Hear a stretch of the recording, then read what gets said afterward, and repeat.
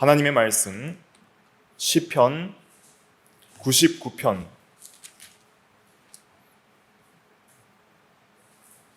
1절부터 마지막 9절까지 말씀.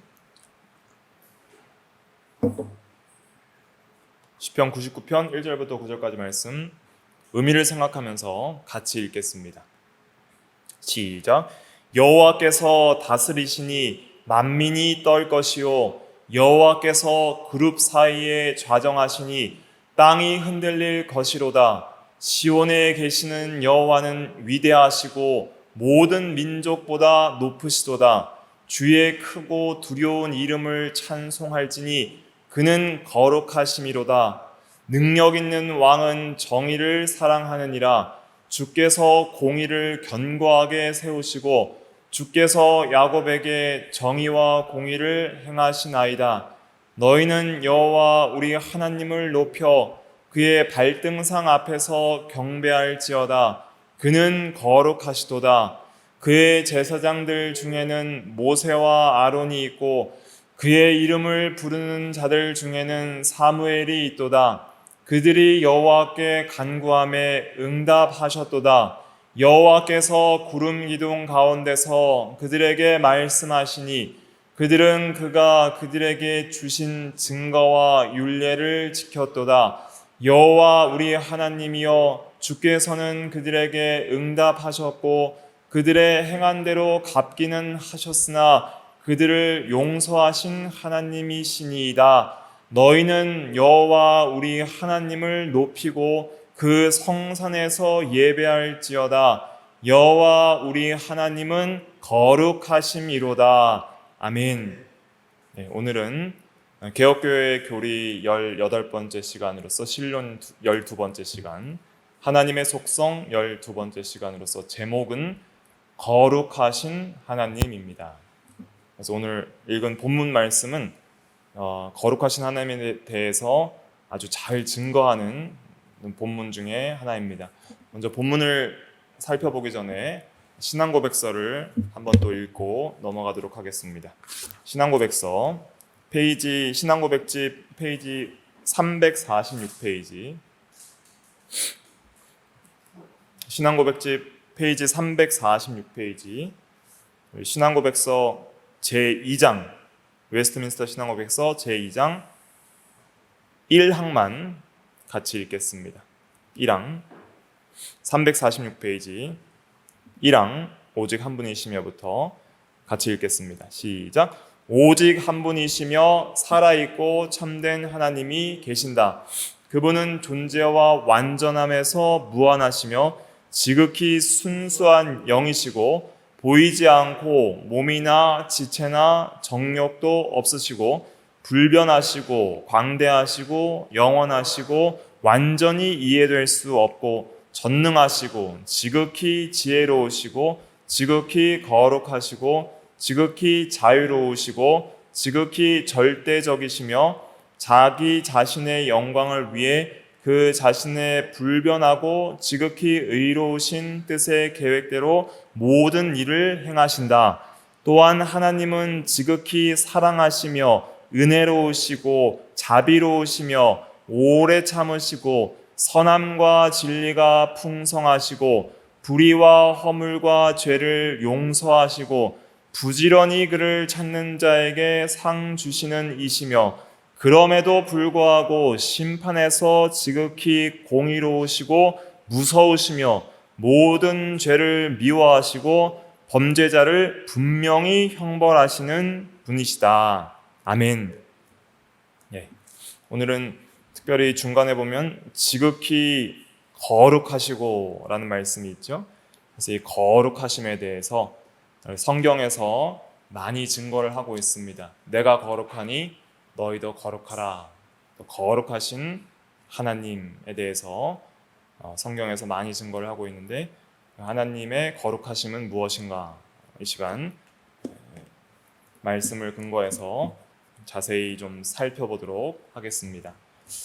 먼저 서론이자 결론적으로 먼저 크게 거룩하심에 대한 모든 내용들을 크게 세 가지로 정리를 하는 것이 좋습니다. 오늘 본문도 세 가지로 정리를 하고 있습니다. 거룩하심은 무엇인가? 원어는 히브리어로는 카도시라고 하고 헬라어로는 하기오스라고 하는데, 카도시 혹은 하기오스, 이제 여러분들이 신앙생활 하다 보면은 자주 들어볼 수 있는 단어입니다. 카도시 혹은 헬라어로는 하기오스인데 영어로는 홀리라고 하고, 이제 우리가 번역했을 때는 한국어로는 거룩, 이렇게 거룩을 말을 하는데, 한문으로는 성자를 쓰죠. 거룩 성자. 그래서 성도, 성전, 그런 말들을 많이 표현하고, 그래서 그런데 중요한 것은 무엇이냐면, 이제 원어적 의미에서 이 거룩하심 혹은 거룩함, 이것이 어떤 의미인가? 그것은 이제 구별되다, 이런 의미입니다. 그래서 구별됨. 그래서 잘라서 나누어서 이 뭔가 특별히 구별되는 그러한 면을 거룩함, 이렇게 표현을 하는 것이죠. 그런데 이 거룩하다는 것을 인간에게도 돌리기도 하고, 내가 거룩하니 너희도 거룩하라, 거룩한 생활을 하라. 그래서 인간들이 거룩해야 된다는 말을 하고, 또 성물들에 있어서도 거룩한 하나님의 성전, 또 거룩한 기구들, 뭐 접시, 잔, 이런 것들도 구약시대 때에는 제사와 성전에서 제사와 또 이런 예식을 위해서 거룩한 하나님의 것들로 구별하는 것들이 있는데, 그렇게 구별할 때는 이제 피를 뿌리거나 기름을 바르거나 해서 이렇게 구별하는 그러한 의식들을 합니다. 그래서 물건도 거룩한 물건이 있고 또 사람도 거룩한 사람이 있는 거예요. 그런데 하나님께 대하여 성경이 거룩하신 하나님이요, 특별히 이사야 6장 33절에는 스랍들이 외치기를 거룩하다, 거룩하다, 거룩하다 3번을 외치거든요. 거룩하다, 거룩하다, 거룩하다를 3번이나 외치는데, 그거는 최상급 거룩을 하나님께 돌리는 겁니다. 그런 의미에서 봤을 때에는 우리가 인간이나 어떤 사물의 거룩을 돌릴 때의 의미랑은 좀 다른, 하나님께만 특별한 거룩의 의미가 있다는 것을 깨닫게 되는 것이죠. 그래서 먼저는 우리가 집중하고 싶은 것은 무엇이냐면, 하나님을 향해서 하나님은 거룩하십니다, 하나님은 지극히 거룩하신 분이십니다, 거룩하신 하나님이시여라고 우리가 하나님께 거룩이라는 표현을 돌릴 때에는 어떤 의미로 성경에서 그렇게 표현을 쓰고 있는가를 이해하는 것이 중요합니다. 그런데 성경에서는 크게 이 3가지 의미로서 이렇게 표현을 하고 있다는 것을 우리가 성경 전체를 통해서 깨닫게 되고, 특별히 시편 99편이 이 3가지로 나누어서 잘 증거하고 있는 본문이다, 그렇게 말씀드릴 수 있겠습니다. 그럼 첫 번째는 무엇이냐면, 구별되다. 구별되다는 그러한 단어의 의미를 중심으로써 첫째는 존재적 거룩하심, 다른 말로는 존재적으로 구별됨, 이런 뜻입니다. 존재 자체가 구별되신다는 거예요. 어떻게 구별되시는가? 모든 피조물과 구별되신다는 거예요. 존재 자체가 모든 피조물과는 차별이 있다는 것이죠. 같지가 않다는 거예요. 그래서 이 존재적 거룩하심은, 또는 다른 표현으로는 신학적으로는 존재적 초월성이라고 말합니다. 지극히 위대하신 혹은 지극히 높으신 여호와여라는 표현을 쓸 때, 이 높다는 것은 적당히 높다가 아니라 감히 비교할 수 없는 완전 질적 무한의 차이를 말하고 있는 거예요. 그러니까 어떤 피조물도 여호와 같은 이가 없다는 겁니다. 그러니까 하나님은 아무리 이 세상의 거룩한 피조물과 비교해도 좀 비슷한 그런 분이 아니라 존재적으로 완전 다른 분이다, 이런 뜻이에요. 완전히 구별되는 위대하심, 혹은 또 지존자라는 표현을 써요. 그러니까 지극히 존귀하심. 그래서 모든 비교를 불허하시는 그러한 표현으로서 하나님은 거룩하시다, 이런 표현을 쓰는 거예요. 그래서 엄밀한 의미에서는 이 거룩이라는 표현은 이렇게 하나님께 쓸 때는 하나님께만 해당하는 표현입니다. 이렇게 거룩하신 하나님이라 표현할 때 이 존재적 거룩하심이나 존재적 초월성을 의미하는 단어로 하나님께 거룩함을 돌릴 때에는 그것이 찬양과 기도와 감사와 영광으로 돌리게 되는 것인데, 그런데 그렇게 돌릴 때는 하나님께만 해당하는 표현으로서 의미로서 거룩을 돌리는 거예요. 어떤 피조물에도 그런 거룩은 돌릴 수가 없는 거예요. 그러니까 이렇게 차등이 있는 그러한 놀라운 하나님의 지극히 위대하심과 초월하심과 모든 피조물과는 절대로 섞일 수 없는 그 존재적 구별됨을 돌릴 때에 거룩하다, 거룩하다, 거룩하다 이 말을 성경에서 하는 것이죠. 그러니까 우리가 하나님의 거룩하심을 인식할 때에는 보통 우리가 도덕적 거룩만을 생각할 때가 많이 있습니다. 그러니까 죄와 구별된 하나님이 좀 의로우시고, 또 성도들에게 있어서 거룩하다는 것은 그냥 의롭게 살으라. 또 하나님이 거룩하다는 것은 그냥 좀 도덕적 의로움, 도덕적 거룩하신 정도로만 우리가 보통 일반적으로 성도들이 생각하는데, 그러나 그것보다 더 엄밀하게 중요한 의미는 존재적 초월성, 존재적 거룩하심, 그것이 첫 번째로 하나님께만 돌릴 수 있는 거룩의 첫 번째 의미고 가장 우리가 중요하게 생각해야 될 거룩의 의미입니다. 이 하나님의 거룩성을 깨달으면 깨달을수록 우리가 얼마나 하나님과 무한한 질적 차이를 가지고 있고, 아무리 위대한 인간도 거룩하신 하나님 앞에서는 버러지와 티끌보다 못한 존재일 뿐이라는 그 깊은 존재적 차이를 인식하게 되는 것이죠. 그 존재적, 질적, 무한의 차이를 인식할 때에 어떠한 마음이 드냐면 경외심이 들게 됩니다. 경외심. 그래서 하나님을 두려워하는 마음이 비로소 하나님의 거룩을 제대로 인식하는 성도들이 가지게 되는 마음들이에요. 그런데 이 세상에 하나님을 두려워하는 사람이 없어요. 왜 그러냐면 타락했기 때문입니다. 선을 행하는 자가 없나니 하나도 없고, 의인은 없나니 하나도 없고, 선을 행하는 자도 없고, 그 마음에 하나님을 두려워함이 없도다라고 로마서 3장에 말을 하고 있죠. 한번 찾아서 제가 읽어드리면 로마서 3장 보세요. 로마서 3장 전적 부패에 대해서 말하는 내용인데, 로마서 3장 18절, 로마서 3장 18절에 보면 그들의 눈앞에 하나님을 두려워함이 없느니라 그랬습니다. 왜 하나님을 두려워하지 않을까요? 하나님의 존재를 모르고 하나님의 거룩하심을 모르기 때문입니다. 그런데 이사야 6장에 보면 이 하나님의 거룩하심을 잘 증거한 본문이 또 이사야 6장인데, 이사야 6장에 보면 스랍들이 나옵니다. 스랍들은 불같은 자라 이런 뜻입니다. 한번 찾아볼까요? 이사야 6장. 너무 많이 찾으면 시간이 또 많이 가는데 그래도 중요하니까 찾아볼게요. 이사야 6장 구약 974페이지 이사야 6장 2절과 3절만 같이 읽어볼게요. 이사야 6장 2절과 3절 시작. 스랍들이 모시고 섰는데 각기 6 날개가 있어 그 둘로는 자기의 얼굴을 가리었고 그 둘로는 자기의 발을 가리었고 그 둘로는 날며 서로 불러 이르되 거룩하다 거룩하다 거룩하다 만군의 여호와여 그의 영광이 온 땅에 충만하도다 하더라. 아멘. 여기서 보면 스랍들은 불같은 자들이라는 이런 원어적 의미가 있는 그 원어 발음 그대로를 이제 한국어로 음역한 건데, 이 스랍은 천사를 표현하는 단어입니다.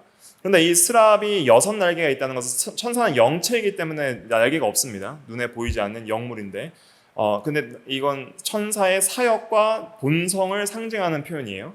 그래서 날개로 첫째는 자기 얼굴을 가렸다는 것은 이 하나님의 영광의 빛을 볼 수 없다는 그런 지극히 겸손한 자세를 가리키는 거예요. 그러니까 이 스랍들은 지금 거룩한 천사들입니다. 그러니까 타락하지 않은, 한 번도 범죄에 참여하지 않은, 창조될 때부터 선한 상태를 유지하고 있는 타락하지 않은 천사들이에요.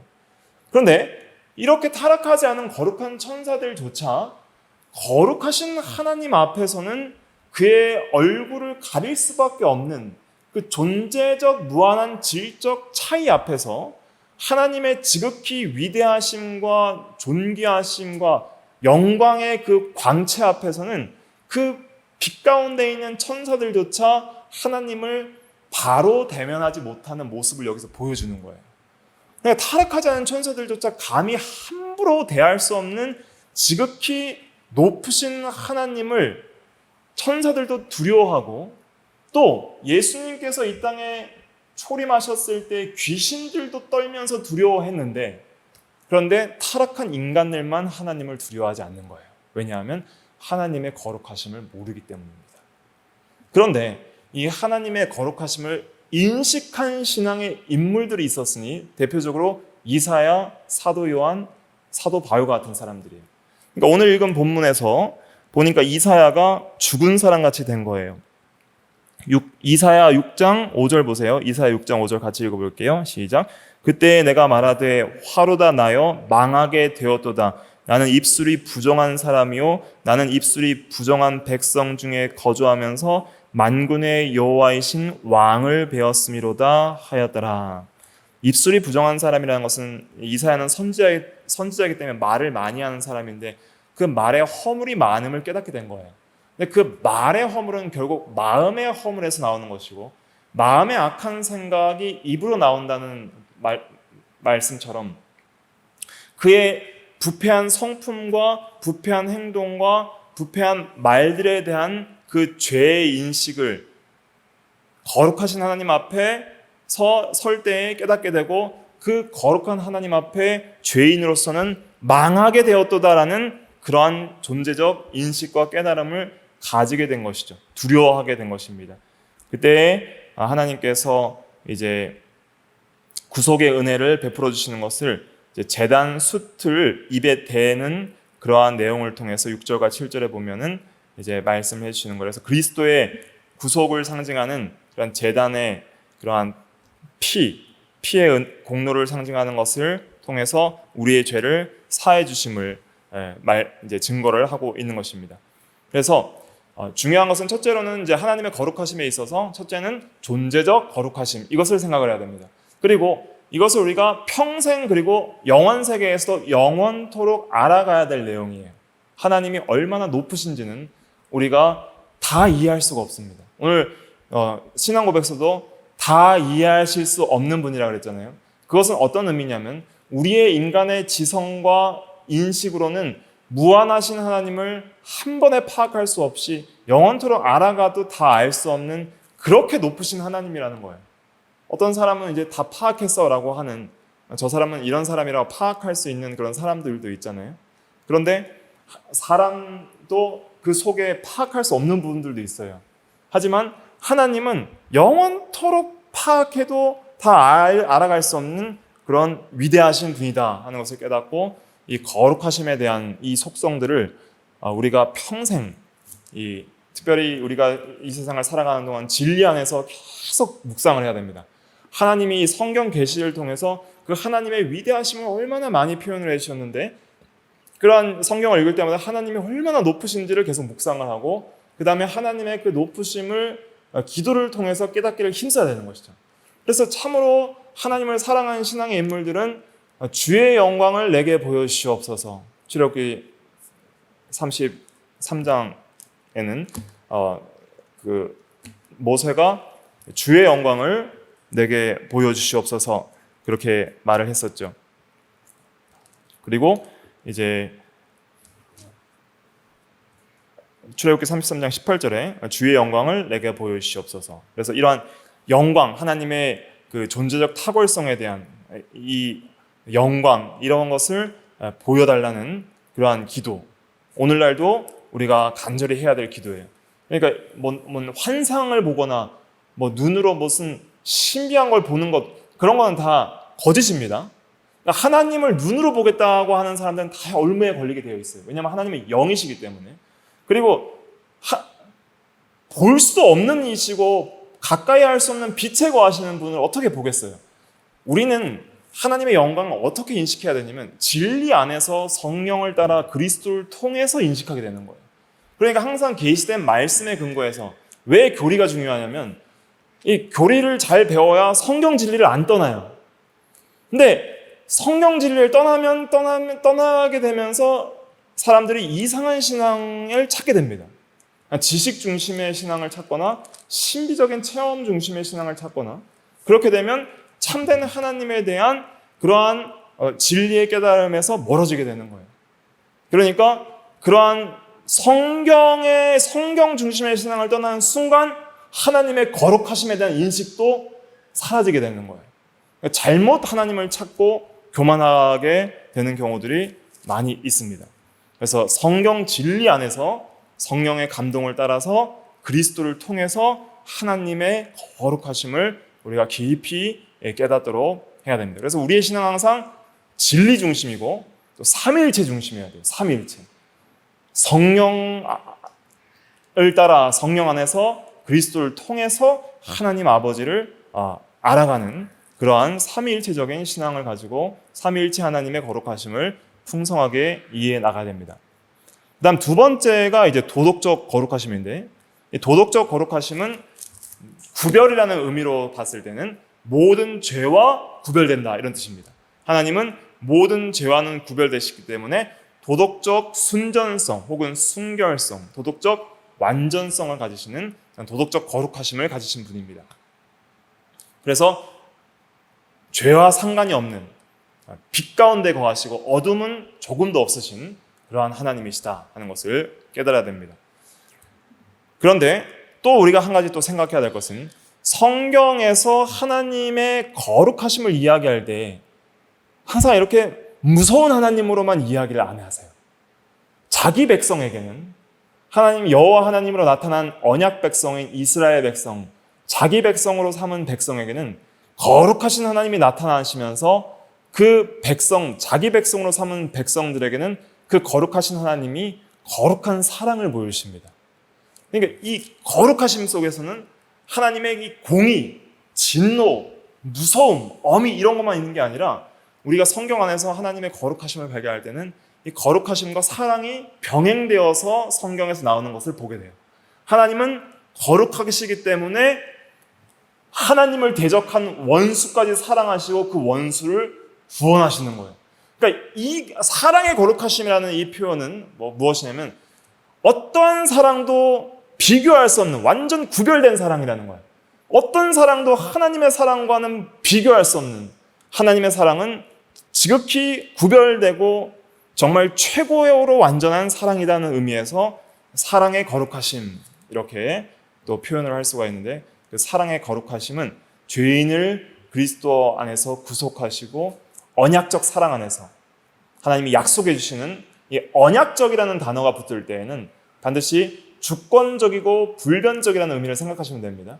하나님이 약속해 주시는 먼저 약속해 주시는 주권적이고 변함없는 불변적 그러한 사랑을 말하는 거예요. 내가 너희의 하나님이 되고 내가 너희의 남편이 되고 내가 너희의 신부가 되고 내가 너를 구속하리라. 내가 너를 사랑하리라. 내가 너의 하나님이 되리라. 내가 너와 함께 하리라. 이것이 다 언약이거든요. 그러니까 먼저 찾아와서 내가 너를 사랑하리라. 내가 너의 하나님이 되리라. 내가 너와 영원토록 함께 있고 떠나지 아니하리라. 이것이 주권적으로 그냥 온 거예요. 죄인에게. 주권적으로 불변하게 오는 거예요. 나는 항상 하나님을 대적하고 변한다 할지라도 그 사람을 결코 놓치지 않으시는 하나님의 불변하고 신실하면서도 하나님이 먼저 찾아오셔서 우리를 사랑하시는 주권적 사랑, 내가 먼저 사랑한 것이 아니라 하나님 먼저 사랑하신 그 사랑으로 주권적 사랑을 베푸시고 불변한 사랑을 베푸시는 것이 약속, 맹세를 통해서 우리에게 오기 때문에 언약적이라는 표현을 쓰는 겁니다. 언약적 사랑. 우리가 또 지금 주일 오전에 또 언약, 신학, 언약에 대해서 배우고 있잖아요. 다 언약적 사랑이 거기에 들어있는 거예요. 그러니까 그 어떤 사랑과도 비교할 수 없는 절대 구별된 사랑, 이것이 하나님의 거룩한 사랑이에요.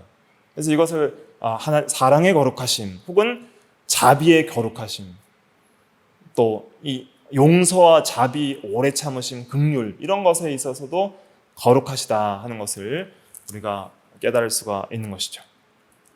그러면 이제 오늘 본문으로 다시 돌아오셔서 시편 99편을 통해서 이 세 가지 거룩하심이 어떻게 본문을 통해서 잘 증거가 되고 있는지를 살펴보도록 하겠습니다. 먼저 존재적 거룩하심에 대해서는 1절부터 3절까지 나와 있습니다. 존재적 거룩하심이 1절부터 3절입니다. 같이 읽어볼게요. 시작. 여호와께서 다스리시니 만민이 떨 것이요 여호와께서 그룹 사이에 좌정하시니 땅이 흔들릴 것이로다. 시온에 계시는 여호와는 위대하시고 모든 민족보다 높으시도다. 주의 크고 두려운 이름을 찬송할지니 그는 거룩하심이로다. 아멘. 그래서 이 사실은 저희가 세 가지로 구별해서 이제 교리를 증거했지만은 이 세 가지는 하나님의 거룩 안에서는 하나예요. 하나인데 이제 우리가 교리적으로 더 잘 이해하기 위해서 이제 성경에서 계시한 범위 내에서 이제 세 가지로 구별하되 배타적으로 모든 속성이 배타적으로 나누어질 수 없듯이 거룩이라는 속성도 세 가지로 배타적으로 나눠질 수 없고 세 가지가 긴밀하게 연합되어서 하나로 하나님 안에서 하나이지만 우리는 특별히 세 가지로 인식할 때 더 잘 인식할 수 있다는 의미에서 세 가지로 구분한 것입니다. 그래서 1절부터 3절에 보면 특별히 이제 존재적 거룩하심에 대한 그런 표현이 잘 증거가 되어 있어요. 그러니까 여기서 보면 여호와께서 다스리시니 만민이 떨 것이요. 모든 민족이 두려워해야 될 존재적 위대하심을 말을 하는 것이죠. 여호와께서 그룹 사이에 좌정하시니 이런 것도 존재적 거룩하심의 표현이죠. 천사들, 그룹은 천사들을 상징하는데 거룩한 천사들 중에서도 왕으로서 모시는 그런 위대하신 분이고 땅이 흔들릴 것이로다. 땅이 떨어야 된다는 것이죠. 두려워해야 된다는 그런 존재적 탁월성과 거룩성을 말하는 것이죠. 시온이라는 것은 산 이름입니다. 그래서 시온산이라고도 하고 시온은 이제 예루살렘 성과 성전이 있는 그 위치예요. 그러니까 시온에 계신다는 것은 이제 성전에 계시는 여호와 또 이스라엘 중에 계시는 여호와를 말할 때 시온에 계시는 여호와다 이렇게 표현하고 여호와가 계신 곳이 시온이다 이런 식으로 표현을 합니다. 그래서 시온은 성전, 하나님이 계신 곳, 또 영원한 하나님 나라도 상징을 하는 것이고 그래서 시온에 계시는 여호와는 위대하시고 이런 것이 이제 존재적 거룩하심에 대한 중요한 표현이죠. 지존하시고 위대하심, 모든 민족보다 높으심을 돌릴 때에 이제 거룩하시다 이렇게 표현을 한 것입니다. 또 주의 크고 두려운 이름을 찬송할지어다. 크시다. 그는 거룩하심이로다 할 때 하나님께 모든 위대함과 영광과 지극히 높으심을 하나님께 돌리는 의미로서 3절에 그는 거룩하심이로다 이렇게 마치는 거예요.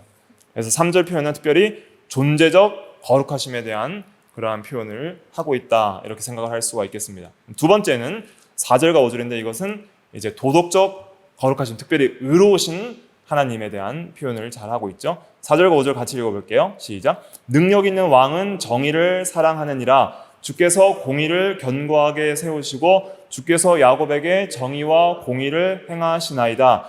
너희는 여호와 우리 하나님을 높여 그의 발등상 앞에서 경배할지어다. 그는 거룩하시도다. 여기서 또 거룩하시도다라는 표현을 쓰고 있는데 4절에 보면은 정의 또 공의를 말하면서 주께서 야곱에게 정의와 공의를 행하시나이다. 이것은 이제 의로움을 상징하는 것이죠. 의로움. 그리고 도덕적 거룩하심. 죄와는 완전히 구별된, 죄와는 상관없으신 지극히 의로우심. 그리고 도덕적으로 구별되신 그러한 거룩하신 하나님을 찬양하면서 그는 거룩하시도다 5절에 이렇게 마치고 있는 것입니다. 그 다음에 이제 6절부터 9절까지는 사랑과 자비의 거룩하심을 말하고 있죠. 6절과 9절 같이 읽어볼게요. 6절부터 9절 시작. 그의 제사장들 중에는 모세와 아론이 있고 그의 이름을 부르는 자들 중에는 사무엘이 있도다. 그들이 여호와께 간구함에 응답하셨도다.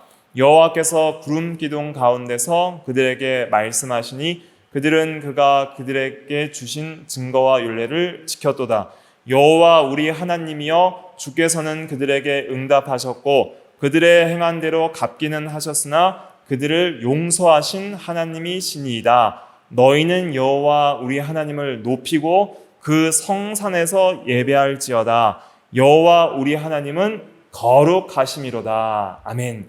자, 여기서 거룩함을 돌릴 때는 잘 보세요. 하나님이 자기 백성들과 함께하며 그들의 기도를 들어주시며 그들에게 말씀을 전하시며 또한 그들이 범죄할 때 용서하시는 하나님을 말하면서 거룩하심이로다 이렇게 표현을 하고 있는 거예요. 그러니까 모세와 아론은 제사장을 대표하죠. 사무엘은 사사, 또 선지자, 이러한 또 기도의 사람, 기도를 쉬는 죄를 범하지 않는 기도의 사람이었죠. 특별히 제사장과 또 사무엘이 중요하게 했던 것이 뭐예요? 기도였죠. 그들이 간구함에 응답하셨도다. 그러니까 죄인인 우리가 간구할 때 응답하시는 하나님, 그분은 거룩하신 하나님입니다. 우리를 용서하시고 우리의 하나님이 되어주신 사랑의 하나님이죠. 구름 기둥 가운데서 말씀을 전해주시고, 그리고 우리에게 말씀을 전해주시는 것 자체가 또 그것이 참 하나님의 사랑이에요. 진리를 우리에게 전가하여서 거룩한 길로 인도하여 주시고, 또 8절에 보니까 응답해 주시죠. 기도할 때 응답하시죠. 여호와 우리 하나님이여 주께서는 그들에게 응답하셨고, 기도하면 우리의 기도를 들어주시는 아버지, 그들이 행한 대로 갚기는 하셨으나 때로는 부성적인 아버지의 사랑의 매로서 그들이 범죄할 때에는 행한 대로 심판하시고 매를 때리기도 하시지만은, 또 선을 행할 때에는 상으로 갚아주시기도 하시지만, 나 여기서는 특별히 갚다는 것은 이제 범죄하셨을 때의 심판하심을 의미하죠. 왜냐하면 뒤에 그들을 용서하신 하나님이시니다 하는 말씀을 통해서 심판이라는 의미를 생각할 수가 있죠. 그러나 우리가 범죄할지라도 용서하시는 거룩한 사랑의 하나님, 너희는 여호와를 높이고 그의 성산에서 예배할지어다 여호와 우리 하나님은 거룩하심이로다. 그래서 이 시편 99편을 볼 때에 이 거룩하신 하나님에 대한 이 세 가지 면, 존재적 거룩하심, 도덕적 거룩하심, 또 사랑의 거룩하심을 믿고 깨닫는 성도들은 반드시 뭘 하게 되어 있어요? 예배를 하게 되어 있는 거예요. 예배. 하나님을 높이며 찬양하며 진심으로 예배자로 살아가게 되어 있는 거예요. 그러니까 왜 우리의 예배가 거룩하지 못하고, 우리의 예배가 진심이 결여되어 있고, 우리의 예배가 왜 간절하지 못하고, 우리의 찬양이 왜 간절하지 못하고, 우리의 기도가 왜 뜨겁지 못하고, 우리가 왜 말씀을 사모하지 않고, 왜 하나님을 두려워하지 않는가? 그것은 하나님의 거룩하심을 모르기 때문입니다. 그래서 우리가 하나님의 거룩하심을 아는 것이 얼마나 중요한가, 성도에게 있어서. 내가 거룩하니 너희도 거룩하라 하신 그 여호와께서 우리는 전혀 거룩하지 않는데 우리를 거룩한 백성 만들기 위해서 자신을 내어주신 거예요. 그러니까 성자가 죽으셨다는 것은 하나님이 죽으셨다는 뜻입니다. 그리고 하나님이 생명을 바쳐서 우리를 사셔서 이제 우리를 거룩한 백성, 자기의 친백성으로 삼으셨어요. 그래서 우리가 하나님을 예수 그리스도를 통해서 예수를 믿고 하나님의 자녀가 되고 하나님의 백성이 되잖아요. 그럼 이 세 가지 거룩함이 우리 성도들에게도, 하나님과는 또 구별되지만 우리 성도들에게도 이 세 가지 면에서의 거룩함이 필요합니다. 첫째로는 성도는 존재적으로 거룩해져야 됩니다. 그러니까 이제 우리는 존재적으로 구별돼야 되는 거예요. 존재적으로. 이제 우리는 우리의 것이 아니라 값으로 산 것이 되었으니 그런즉 너희의 몸으로 하나님께 영광을 돌리라. 너희는 너희 것이 아니라. 그러니까 이제 우리 존재가 바뀐 거예요. 우리에게는 전에는 하나님도 없고 하나님과 원수였고 타락한 죄인이었고 마귀의 자녀들이었고 악한 죄의 종노릇하고 사망의 종노릇하는 자였는데, 이제는 그리스도의 구속함을 통하여 그리스도의 것이 되었어요. 칭호가 바뀌어요. 그리스도의 것, 그리스도인, 성도, 하나님의 자녀, 하나님의 사람, 거룩한 백성, 교회, 하나님이 거하실 처소, 성전, 이것이 이제 우리의 칭호예요. 그러니까 우리를 존재적으로 구별하는 것이 필요합니다. 더 이상 옛사람의 소위대로 살아서는 안 되는 것이죠. 전에 사욕을 쫓아 살던 삶을 버려야 되는 것이죠. 존재적으로 자기를 거룩하게 지켜서 자기의 마음을 지키고 자기의 언어와 행실을 지키고 삶을 지켜서 구별한 삶을 살아야 됩니다. 그런 구별된 삶을 시작하는 표 중에 하나가 안식일을 기억하여 거룩하게 구별하여서 주일날 놀던 사람이 이제는 안식일은 하나님을 예배하는 예배자로서 그날을 거룩하게 떼어놓는 그러한 삶으로 바뀌고, 전에는 기도하지 않았는데 나의 삶 속에서 기도의 시간을 구별하는 사람이 되고, 성경을 읽지 않았던 사람이 성경 읽는 시간을 구별하여서 읽는 사람이 되고, 하나님을 찾지 않던 사람이 하나님을 찾는 그러한 사람이 되는 거죠. 그러니까 존재적으로 다른, 이제는 구별되어 가는, 그래서 인간에게 있어서 구별된다는 것은 하나님의 것으로서 성별된다는 의미입니다. 인간에게 하나님께서 요구하시는 것은 하나님의 것이 되라는 뜻이에요. 하나님 앞에 예배자로서 합당한 것이 되라는 거예요. 존재적 변화를 일으키라는 것이죠. 우리에게 필요한 거룩이 그것입니다. 하나님께서 그것을 요구하십니다. 두 번째, 도덕적으로 거룩해야 됩니다. 의롭게 살아야 되는 것입니다. 도덕적 거룩. 우리에게 있어서 도덕적 거룩은 복음을 믿는 것이고, 첫째는 복음을 믿는 것이고, 그래야지 우리가 존재적으로 거룩해지고 도덕적으로도 거룩할 수 있는 능력, 성령의 능력, 세 사람의 능력이 생기는 것이죠. 그 다음에 이어서 거룩한 율법을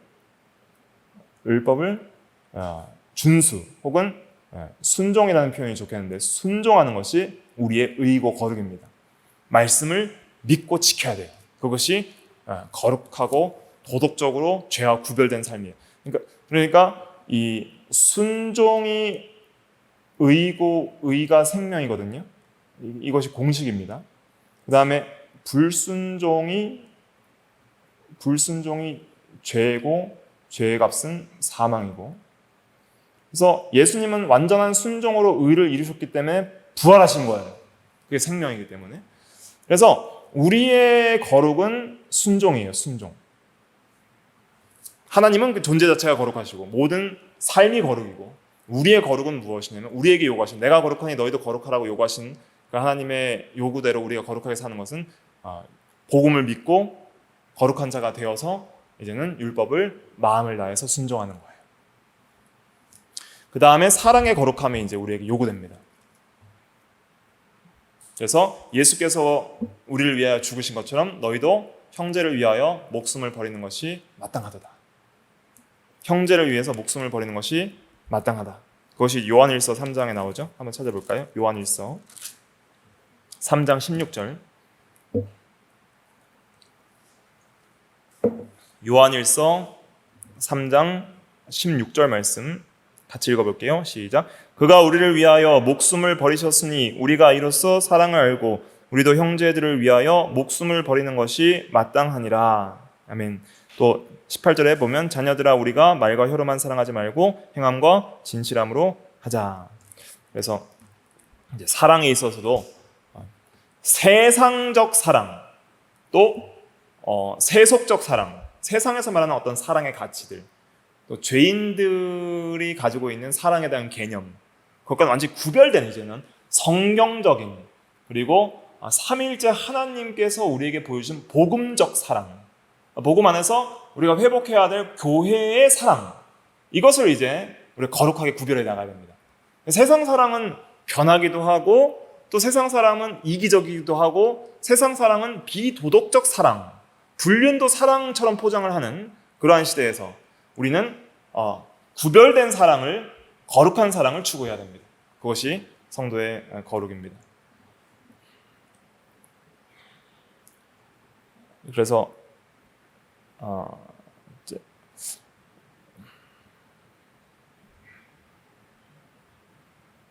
이 하나님의 사랑의 거룩하심에 대한 이제 본문들 제가 많이 찾아놨는데 오늘 시간이 없어서 다 하지는 못하고 여기 PPT 보시고 이사야 41장 14절도 좋은 표현인데요.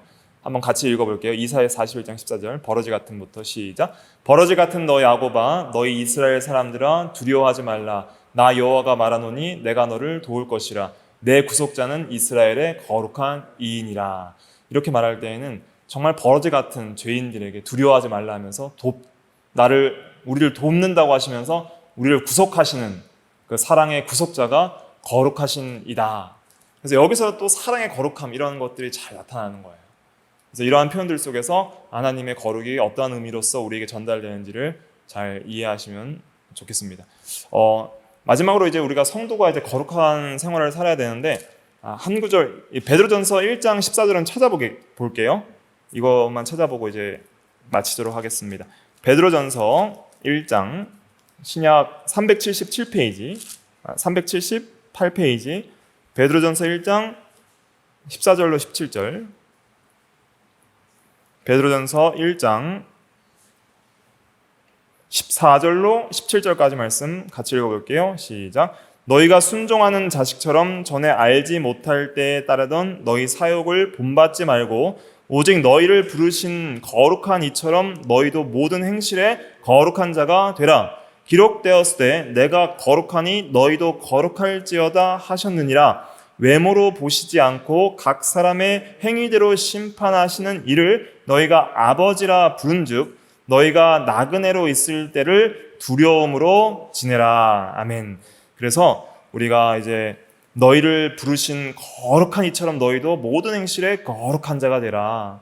구별된, 존재적으로 좀 더 구별되고 도덕적으로도 구별되고 사랑에 있어서도 구별되라. 내가 거룩하니 너희도 거룩할지어다. 그래서 순종하는 자식처럼 살으라는 거예요. 14절에.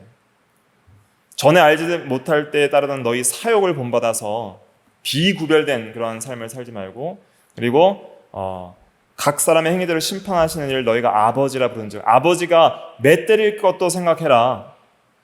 그 부성적 의에 대해서 저번 시간에 중간했잖아요. 징계하시는, 히브리서 12장에서 말하는 것처럼 부성적 아버지가 징계하시니까 나그네로 있을 때, 우리가 지금 이 세상의 삶이 나그네이고 이제 본향을 찾는 하나님의 자녀인데 두려움으로 지내라.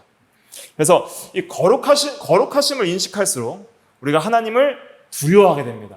참된 경외심, 하나님을 정말 사랑하면서도 두려워할 줄 아는 참된 경외심이 생기고, 또 이 예배가 회복이 되게 돼 있어요. 하나님의 거룩하심을 인식할 때 모든 찬양과 기도와 말씀과 또 하나님을 예배하는 태도에 있어서 그 존재적 초월성을 가지시는 그 지극히 높으신 하나님의 임재 앞에 내가 있다는 그 인식을 가지니까 이사야처럼 화로다 나라여 망하게 되었도다 하면서 예수 그리스도만을 붙들고 하나님 앞에 그 사랑에 감격해서 담대히 나갈 수 있는 담력이 생기는 것이죠. 그래서 우리가 이 거룩하신 하나님의 속성들을 깊이 이해할 때, 특별히 오늘은 3가지만 말씀드렸잖아요. 그래서 존재적 거룩함, 또 도덕적 거룩하심, 또 사랑의 거룩하심. 이 사랑의 거룩하심을 생각할 때 우리가 얼마나 감사한지 알 수가 없는 거예요. 그냥 존재적이고 도덕적으로만 거룩하신 하나님 앞에 있으면 우리는 죽어야 되는 거예요. 화르다 나라여 망하게 되었도다. 근데 제단 숯불을 내 입술에 대사 내 죄가 사하여졌도다. 왜냐하면 하나님이 그 죄를 감당하셨기 때문에. 그러니까 비교할 수 없는 절대 구별된 원수와 죄인을 사랑하시는 그 사랑, 버러지와 같은 피조물을 지극히 존귀하신 하나님이 사랑하셨다고 생각을 해보세요. 그러니까 동등한 입체에서 사랑했다면 그래도 어느 정도 이해는 되잖아요. 사람이 사람을 사랑했다 이해되잖아요. 그런데 여러분들이 만약에 나의 집에 침입한 바퀴벌레를 증오하는데 그 바퀴벌레를 사랑해서 바퀴벌레가 돼서 그를 위해서 죽어줄 수 있어요? 너무 싫잖아요. 그건 힘들잖아요. 그런데 사람이 바퀴벌레가 돼서 바퀴벌레를 위해서 죽어주는 그 낮아짐보다 지극히 존재적으로 거룩하신 분이 성육신하여서 죽었다는 것은 너무 많이 낮아진 것이고, 그건 상상할 수 없는 낮아지심이십니다. 그 낮아지심을 이해하고 우리를 위해서 베푸신 그 사랑, 언약적 사랑을 이해할 때에 그 하나님의 사랑이 거룩하다는 걸 그때 인식할 수 있는 거예요. 하나님의 사랑이 이렇게 놀라운 사랑이구나 하는 것을, 그 복음적인 그리스도 안에서의 사랑이 얼마나 자기를 낮추신 그 놀라운 위대한 사랑인지를 이해할 때에 하나님의 사랑을 이해할 수 있는 거예요. 하나님의 사랑을 찾고자 하시는 분들은 복음을 깊이 있게 묵상하셔야 됩니다. 다른 것에서 찾을 그 완전한 사랑을, 다른 것에서는 어느 정도 계시를 하셨지만은, 그러나 이 복음에서 가장 완전하게 위대하게 계시하셨기 때문에 거기서 우리가 하나님의 사랑을 가장 크게 발견을 할 수가 있는 것입니다. 그래서 이 3가지 면의 거룩을 우리가 깊이 묵상하시면서 내가 거룩하니 너희도 거룩하라 하신 말씀대로 우리가 좀 더 거룩한 사람이 될 수 있도록 진리와 성령 안에서 자라가도록 그렇게 힘써야 되겠습니다. 잠깐 기도하겠습니다.